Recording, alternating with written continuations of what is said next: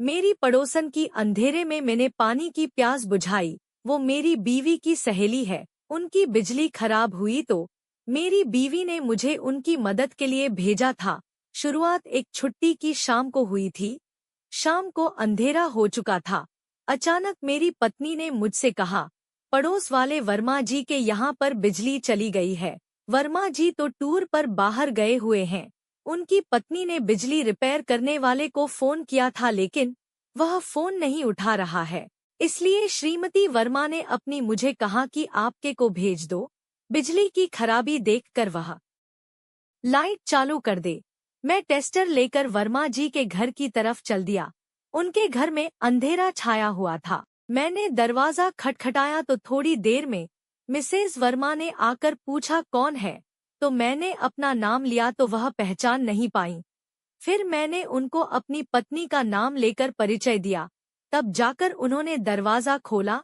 जल्दीबाजी में मैं अपना मोबाइल लाना ही भूल गया था।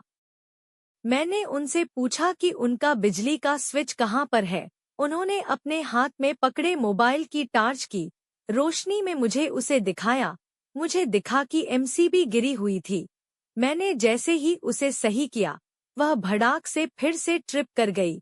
मैंने घूमकर अपने पीछे खड़ी श्रीमती वर्मा से कहा, क्या आपके पास कोई मोमबत्ती है? तो वह बोली, हाँ मैं देख कर लाती हूँ। वह अंदर चली गई और मैं वहां अंधेरे में खड़ा रहा। काफी देर वहां पर बेकार खड़ा रहकर मैं बोर हो रहा था। मैंने सोचा कि अंदर चलकर देखूं कि देर क्यों हो रही है। मैंने अंदर के कमरे में जाने के लिए कदम बढ़ाए ही थे कि कोई सामने से आकर मेरी छाती से टकराया।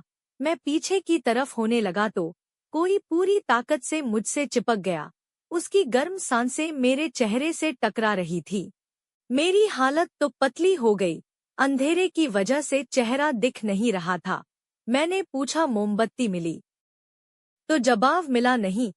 तब तक पता चला कि मोबाइल की बैटरी भी खत्म हो गई है। माचिस तो होगी है, लेकिन मिल नहीं रही है। मैंने कहा, चलिए मैं आपके साथ चलता हूँ। अंधेरे की वजह से मैं उनका हाथ पकड़ कर चल रहा था। जैसे ही हम कमरे में घुसे, वह किसी से टकरा कर आगे की ओर को गिर गई और मैं भी उनके साथ ही गिर गया। वह डबल बेड पर गिरी थी और मैं उनके ऊपर गिरा हुआ था। मैंने हड़बड़ाकर उठने की कोशिश की तो उनके दोनों हाथों ने मुझे जकड़ लिया। मैंने कहा, डर लग रहा है आपको? उसने कहा, नहीं तो। मैं बोला, मेरे वजन से आपका दम निकल जाएगा। वो बोली, मुझे तो ऐसा नहीं लग रहा है। मैं बोला, हो सकता है मैं ही आपको खा जाऊं। उसने कहा, कोशिश करके देखिए। उसके मुंह से ये बात सुनते ही मैं चालू हो गया। मैंने 2 घंटे तक उनको मजा दिया। उनकी आंखों से आंसू निकलने लग गए थे। वो चिल्ला रही थी पर मैं रुकने का नाम नहीं ले रहा था। 2 घंटे के बाद जाके मैंने हम दोनों बिस्तर पर से उतरे। फिर उनके साथ जाकर मैंने सारे कमरों में देखा कि किस कमरे की लाइट नहीं जल रही है। एक कमरे में प्रेस लगी हुई थी। उसको स्विच से निकालकर बची हुई एमसीबी को ऑन किया तो इस बार लाइट नहीं गई।